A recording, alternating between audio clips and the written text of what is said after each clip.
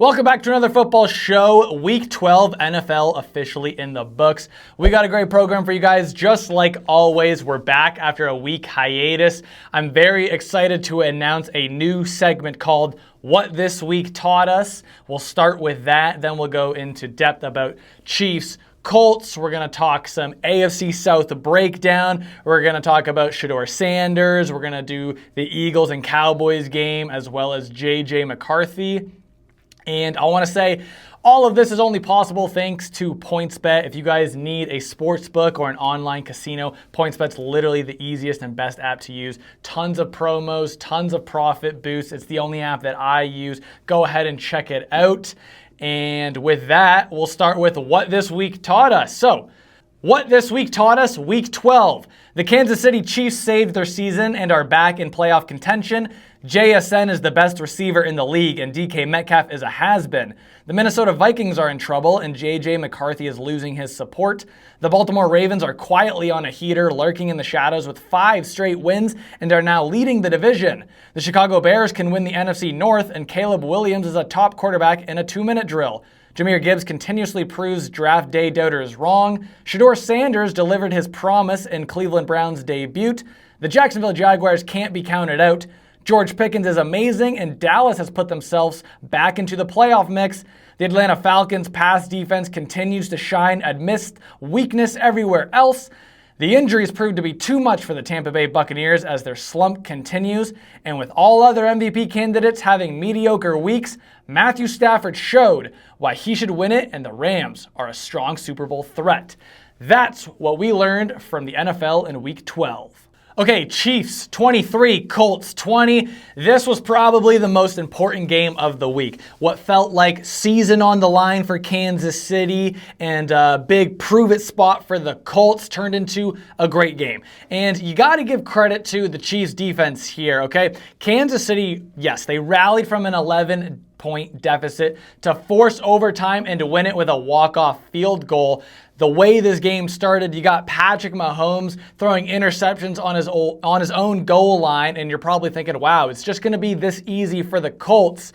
But through 3 quarters, the Chiefs offense was sleeping. And a great way to wake up your offense is for your defense to slam and knock on the door and go out and make stops. If you look at the Colts, the Colts offense has been electric all year. They lead the league in points per game, and even Jonathan Taylor couldn't find himself in the end zone in this game. And when it mattered most, Daniel Jones did not deliver.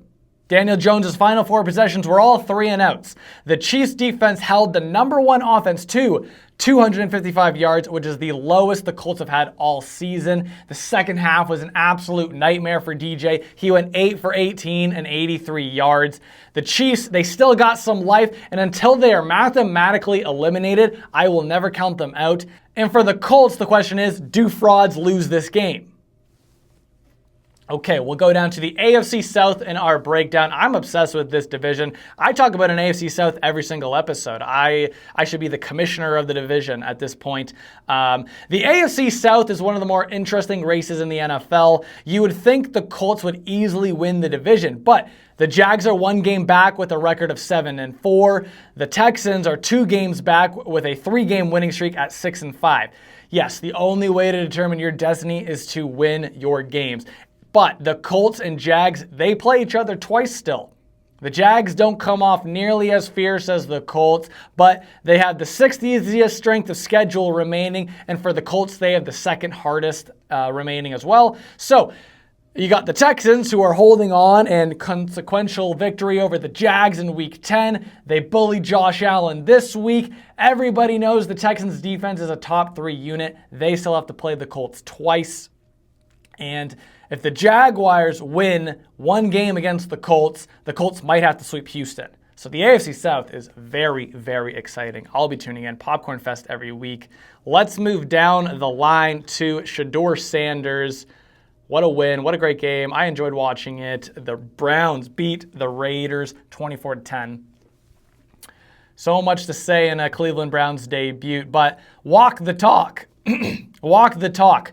Shedeur Sanders delivered in Brown's starting debut, I'm not saying he was fantastic, but he made the plays that Cleveland needed. With 209 yards and a passing touchdown, beating the Raiders 24-10, Sanders ended the 17-game losing streak by Cleveland quarterbacks making their debut start. His path was never easy, starting from 30,000 square foot homes to losing Alamo Bowl games in college, to falling in the draft, being selected by the Cleveland Browns to be their fourth string quarterback. A lot of people want to see Shedeur fail. I saw some downfield accuracy, and Shedeur now holds the longest pass play of the season for Cleveland. That's got to mean something. Shedeur Sanders is one of the best things to ever happen to the NFL. I strongly believe that. Also, Deshaun Watson was at the game. Is his window closed? We're talking about a 3-time Pro Bowler here. Okay, we'll move down the line to the Cowboys. 24, Eagles 21. We'll start with the Cowboys. Dallas was down 21-0 immediately. They made every ball control mistake you possibly could. Fumbles, red zone interceptions, and early on, the Cowboys had to rely on a defense that has allowed the second most points per game against. And credit to them, they balled out in the second half. They looked awesome. Jerry may have rebuilt this defense. This is a great win that brings them back to playoff hopes. And how about George Pickens? He might be wide receiver 1. 9 targets, 9 catches, 146 yards and a touchdown. That's pretty good. This is a franchise record-tying comeback. There is no quit with this Dallas Cowboys team. Division game at home for Dak, no problem. He wins it almost every single time. And also, every Eagles fan pulls every excuse out of the book whenever they lose. More specifically, it's always when Philly loses, Eagles versus the refs. So they'll show like a missed PI call allegedly on CeeDee Lamb for offensive PI. I think when you slow down every contact that a wide receiver makes with a player going for a ball, you're going to find a pass interference. If it's slowed down to the bone, unfortunately, pass interference is not a reviewable call. So do I agree with that? No, but it's the law, and that's the way it works. So you can't just blame it. If there were other things as well that the refs couldn't control, like you have 12 men on the field, you have ineligible man downfield, you had multiple false starts. So to blame it on the refs is just preposterous.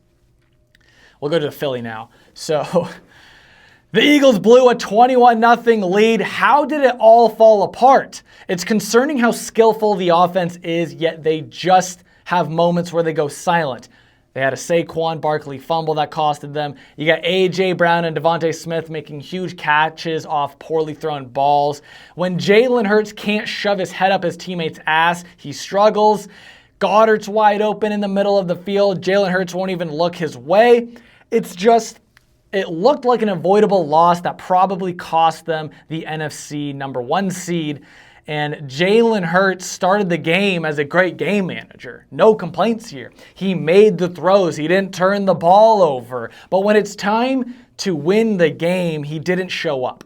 And now I'm not saying Jalen Hurts is at the top of the blame pile, but is it outlandish to say he can't win without a stellar defense or a profuse amount of talent performing around him? Despite having all the time in the world to throw the ball, he generally doesn't adjust well. That's all we're going to talk about for that game. We're going to move to the final talking point. J.J. McCarthy and the Minnesota Vikings lose 23-6 versus the Packers. You can say J.J. McCarthy is horrible. You can say he shouldn't have been drafted. You can say he can't play the quarterback position. And there is no but. The only but is J.J. McCarthy. Whatever you think of him is probably true. He's regressed since the start. He's got a QBR of 24.9. The moment he introduced 9 to the world, which is his alter ego, if you didn't know, he became the poster boy for the worst starting quarterback in the league.